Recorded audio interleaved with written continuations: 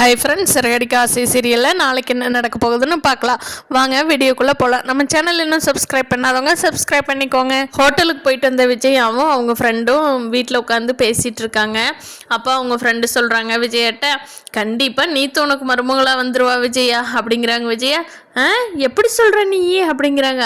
ஆமாம், அவள் தான் ரவி மாதிரி மாப்பிள்ளை வேணும், ரவி மாதிரி மாப்பிள்ளை வேணும்னு சொல்கிறாளே, என்ன நீ மூத்த மருமகளாக கொண்டு வர வச்ச, அவள் ஸ்ருதி தள்ளி விட்டுட்டு அவள் வந்துடுவா போல அப்படிங்கிறாங்க. ஏய் கம்முன்று, ரவிக்கு பிரச்சனையே இல்லை, ஸ்ருதியோட அம்மா அப்பா என்ன வேணாலும் ரவிக்கு பண்ணி கொடுப்பாங்க. ஆனால் இந்த பார்லர்காரி தான் நான் ஏமாந்து என் பையன் மனோச்சு கட்டி வச்சிட்டேன். அவளை எப்படியாவது முடிக்கி விட்டுட்டு நான் நீத்து கொண்டு வந்து வச்சிடணும் அந்த இடத்துல. 2 பேர்த்துக்கும் பிஸ்னஸ் மூளை, நல்லா பொழைச்சிக்குவாங்க அப்படின்னு சொல்கிறாங்க. அதுக்கு அவங்க ஃப்ரெண்டு சொல்கிறாங்க, நீ சொல்கிறது அந்த ரோஹிணிக்கு தெரிஞ்சால் என்ன நடக்கும்னு தெரியல அப்படிங்கிறாங்க. பையன் மனோஜுக்கு டைம் சரியில்லை, அதனால் ஒரு பூசாரி கூட்டிகிட்டு வந்து பூஜை பண்ணணும் அப்படின்னு சொல்லிட்டு அதுக்கான ஏற்பாட்டை விஜயா பண்ணிட்டாங்க. இங்கே முத்து நைட்டு வேலைக்கு போயிட்டு வந்துட்டு முத்து வந்து மீனாட்டு சொல்கிறாங்க, ஏன் மீனா உங்கள் அம்மாவை எதுக்கு அனுப்பிவிட்ட அப்படிங்கிறாங்க. அதுக்கு மீனா சொல்கிறாங்க, எங்கள் அம்மா வந்ததே எனக்கு தெரியாதுங்க, இந்த இப்போ கூட எனக்கு இன்னும் இது வரைக்கும் ஃபோன் பண்ணல, நீங்கள் சொல்லி தான் தெரியுது.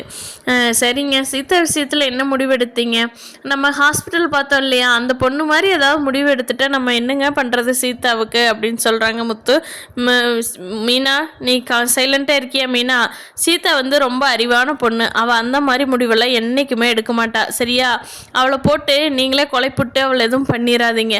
நான் வந்து அருண் நல்லவனாக இருந்தால் நான் கால் உளுந்து கெஞ்சி கூட சீதாவை கல்யாணம் பண்ணி வச்சிருவேன்.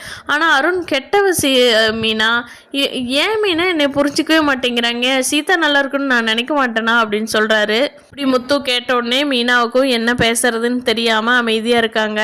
சத்யா வந்து மீனாவுக்கு ஃபோன் பண்ணுறாங்க, அக்கா இன்னைக்கு போய் மாமாவை பார்த்து அம்மாவும் நானுமே, ஆனால் வந்து மாமா பிடி கொடுக்காம தான் பேசுகிறாருக்கா, அம்மா ரெக்வஸ்ட்டாக கூட பேசி பார்த்தாங்க, ஆனால் மாமா அதுக்கு சம்மதிக்கிற மாதிரியே தெரியல, எனக்கு என்னமோ சீதாவை அந்த அருண் அவர் கல்யாணம் பண்ணி கொடுக்க மாமா என்றைக்குமே சம்மதிக்க மாட்டாருன்னு தான் தோணுதுக்கா.